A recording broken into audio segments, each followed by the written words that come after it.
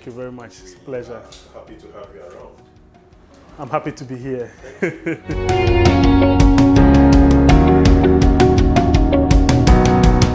I think that's a list we can do. As a person, the least you can do for yourself is to have an ambition is to have a target to try and reach it. And it's better to have a big ambition than a small one. So when you do fall from the highest point, whatever minimum you come to is still good enough. That I grew up in a space that I've seen poverty, and I still do see poverty. I grew up in a space where my playmates have been to prison 5, 6, 7 times. I literally jailbirds. I grew up in a space where my bathroom, my toilet, everything is the same space. I grew up in a space where young children are either prostituted or are on drugs. And so the motivation for me is to be able to create a space that we can minimize some of these things. And growing up, I think I told myself I don't ever want to live in that space. This question. Sierra Leone was an accident. I was very lucky to be one of very few people in 2009-10 through Mr. Ken Addy at the GIZ, and he worked at the peace conflict programs at the Kofi Annan Center. And after a few interactions, there was an opportunity to train some people, some young Ghanaians, on what they call peace consulting. Basically, is to prepare or to find a group of people that can step into conflict spaces before, during, and post-conflict, and to provide technical advice to those in those contexts. So I was one of 2 people. And whilst I was there, there was one question that kept coming to me. What am I going to do with this knowledge? The biggest conflict you would like to say about Ghana was in the north. My Ghanaian colleague on the team was already there. I didn't see the need to go there. I also had been working with young people, so for me, I saw a youth context to what they were teaching. And the most easiest recollection I have around the region was Liberia. And then Charles Taylor's trial was almost coming to an end, and then Liberia elections was coming, and then there was the fear that it depends on which side you are. A negative trial, a negative outcome for Charles Taylor, which was to go to jail, might have a negative impact on the elections. And so the analysis was it wasn't the safest place to go and start anything until after the elections. But I wanted to do something, so I said, okay, I had some money, and I didn't want to wait too long, so I said, well, let's check out like Sierra Leone. And I landed at the airport. It was very dry. It's better now. If you go there now, it's a lot better than 8 years ago. I landed in the taxi. I felt very much at home. So Saturday, Sunday, Monday, by Wednesday, I had registered a business. By Thursday, I had a bank account. Friday, I was leaving the country. I was done. And that was all put down for a few months, I think like a year. And then I went back and started.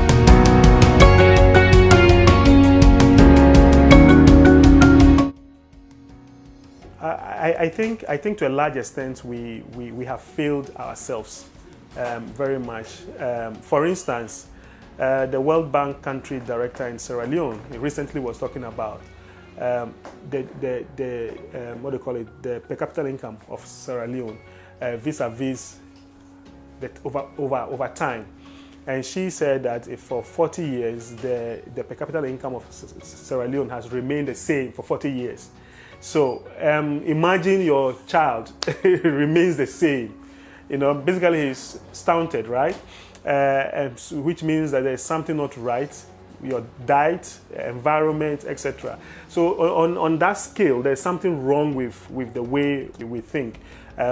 We have consistently relied on exports. We export a few raw materials. We are very excited. All our textbooks to date It talks about how we are the biggest cocoa producers, how we are the biggest coffee, how we produce timber, how we have, our Ghana flag. We define our flag in those terms of how, green for our natural resource, these things. But I think we missed an opportunity to begin to define who we are, what we want. We are at the nexus where we need, especially the so-called elite and middle class. We need to, among ourselves, decide where do we want to be and what type of Ghana or what type of West Africa do we want. I'll give you an example. Sierra Leone is very small. Sierra Leone and Liberia have had their challenges. And as unfortunate as it has been, presents very huge opportunities for Ghana. What have we done as a government? We have Liberia, Anotqueno, during those times. We did put money and human resource. Soldiers were killed, parents, fathers, brothers and sisters were killed in those wars. We did give that. But after the war, what have we given? Or how have we tried to get out? We have gotten really nothing. This is an opportunity for us to go and rebuild Sierra Leone, and not by just giving money, by being deliberate about how can we leverage the expertise we have to be able to bring something else.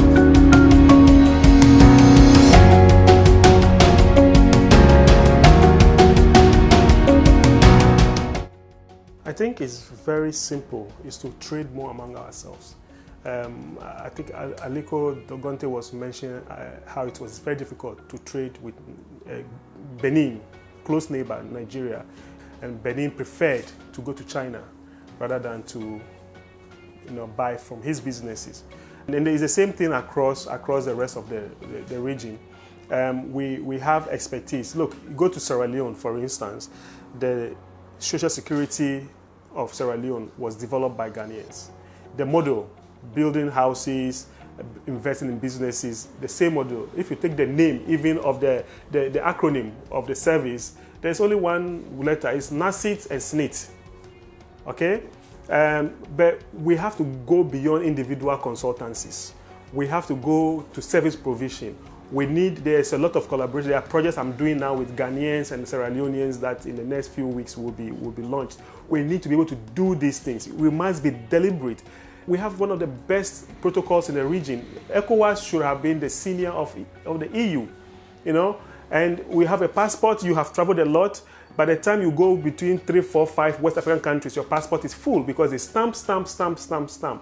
We don't need these things. At the very micro level of wasting paper and impacting negatively on our environment, it just doesn't make sense. For instance, I cannot drive with my license in Sierra Leone because I have to get a new one. It costs money.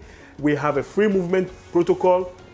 You have to insist to get services based on that protocol. If we want to open a bank account it was easy for me back then in Sierra Leone, but I'm sure it will be very difficult for a Sierra Leonean to be able to open a bank account in Ghana, for instance. So we have what it takes. We've worked so far on the Trans-ECOWAS road.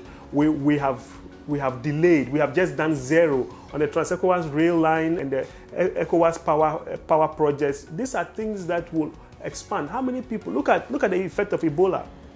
Look at what Ebola did to West Africa. It basically brought our economies to its knees. It's because we are interconnected. And until we begin to trade with each other, until we begin to invest in each other's countries and remove the barriers of politics, of he's a foreigner, of that, we cannot become what we want to be. We have huge potential, and it does not take just sitting in conferences or having workshops as we are known to do. It takes very deliberate decisions that this is what we want to do, and these are the steps we want to take to solve them.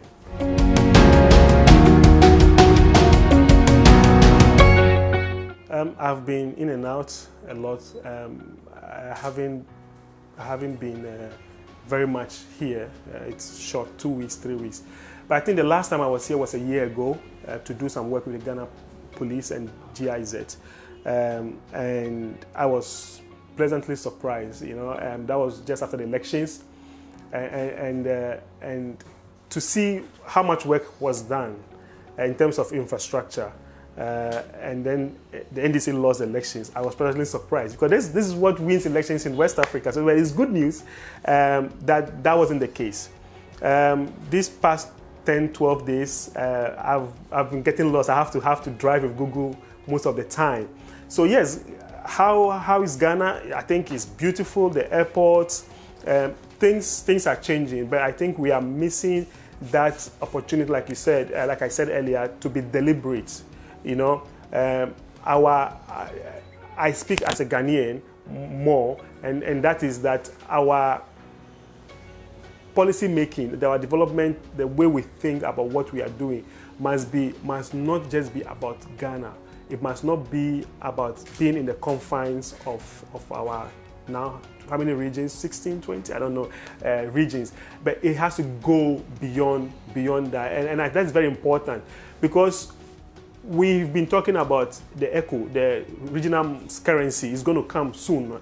However it takes. How soon? Nobody knows. Nobody knows, but we want to do it. We have the regional power lines and stuff like that. So the way we build our infrastructure, the way we build whatever, we must think beyond the country. And I feel that we are missing some of these opportunities. We have some of the best educational facilities in the region. We are not marketing it enough. But you'll be surprised to know that Ghana has become the mecca of education in West Africa. Yes, but we can increase. I don't know what the numbers are. When I was a student leader in Cape Coast, we do have at least 200-300 Nigerian students. Some of my best friends are from Ivory Coast. But if we made it a deliberate policy and say that some of the money from Get Fund or whatnot is going to specifically go into marketing Ghana as the next place to get a secondary or even tertiary level education.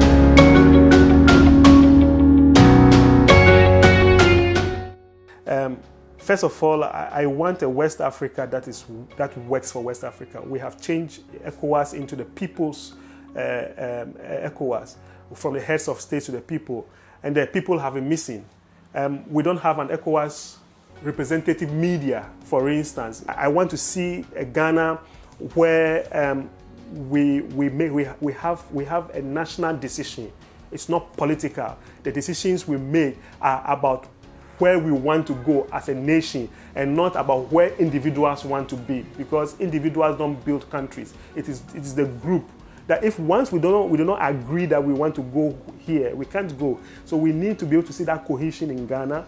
But for the bigger region, we need to take that commitment that whether Nigeria has more money than us, we will still be the spirit of West Africa. We have been.